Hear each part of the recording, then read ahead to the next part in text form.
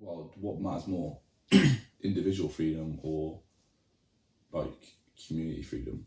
Is that the word would you use? I understand. Yeah, I understand what you're saying, because in the Western, I feel like the Western world is built upon individual freedom. Like the individual freedom and fundamentally like the sovereignty of the individual. Yeah. Like the value of the individual, and that every individual should be granted certain rights, which I think fundamentally comes from a Christian belief that everyone's created in the image of God. Yeah, thinking about the Enlightenment. Do you think that really influenced the constitutional writing, the writing of the Constitution? Yeah, 100%, because it's fundamentally built upon the individual. Whereas you look at different cultures, China, for example, is completely different. They collectivization. Yeah, they're a lot more. Yeah, collectivist. That's the word, collectivist. Yeah. I listened to a great podcast on a guy explaining. He was explaining like I can't remember what his name was, but he was talking about like how China is this massive superpower, and he almost like he rationalised why China's not as bad as it seems. Like they give up individual people's rights for the greater good. For the greater good of the whole country. So, yeah. And I was still like China's still a bit far, but does it mean it comes down to values again? It comes down to values. The individual or the collective group, and it's not necessary to say that one's right or wrong. Yeah. I personally go for the individual. I think the individual as well, but that's because we've been raised in this culture. But I do think there's something fundamentally right about like the sovereignty of the individual. But I think the trouble with like any group, like if you're going for value in collectivists and like be doing the things for the greater good, the problem with any group comes back to that Lord Acton quote, like power corrupts and absolute power corrupts absolutely. When you've got any group in the world, there's going to be a person that has to lead that group. And the bigger that group gets, the more power this person has. The more power that person has, the more likely they are to be corrupted. And with that more power, they're going to be able to like do more damage with that corruption. Yeah. So if you're valuing the individual, there's less chance that they're going to be able to be. They'll still be corrupt, probably, or still have the opportunity to be corrupt, but their power is going to be so much less compared to that group leader's power.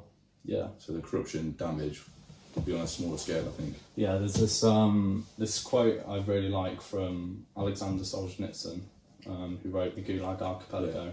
And he was basically this is one of the books. It's one of the reasons sort of exposed the Soviet Union for what it was. And because right before you published that, no one really knew. In depth. I don't think they. No one knew the actual story. I don't know the entire story behind it, but I think it somehow found its way out of the Soviet Union, and once it started spreading around the West, and that's really when like the credibility of like that sort of communist system probably started losing the Cold War then. Yeah, and but basically the quote is I'll paraphrase it, but it's something to the effect of the line between good and evil doesn't run down political parties or nations or rich and poor people. The line between good and evil runs down the heart of every individual. So maybe that the proper solution to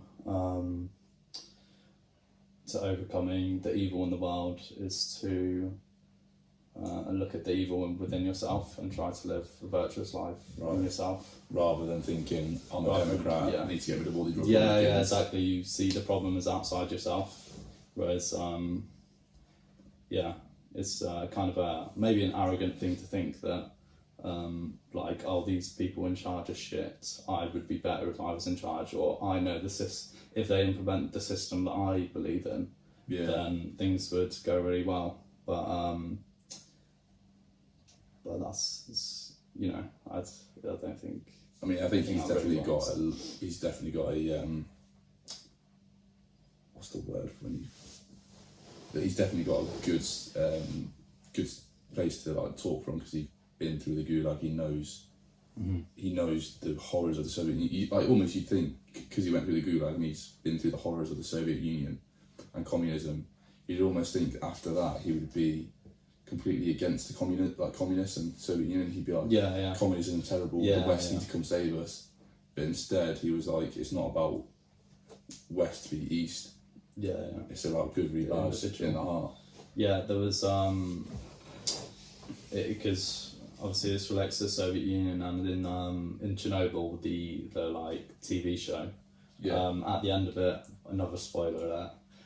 But at the end of it, the guy's basically he's got like they're in court and he has to explain why it's happened. The main guy is a scientist, and basically I think he's told what to say, but then he just decides fuck it, and then he says something like, for every lie that is told, a debt builds up to the truth, and that eventually that debt will be paid, or something like that.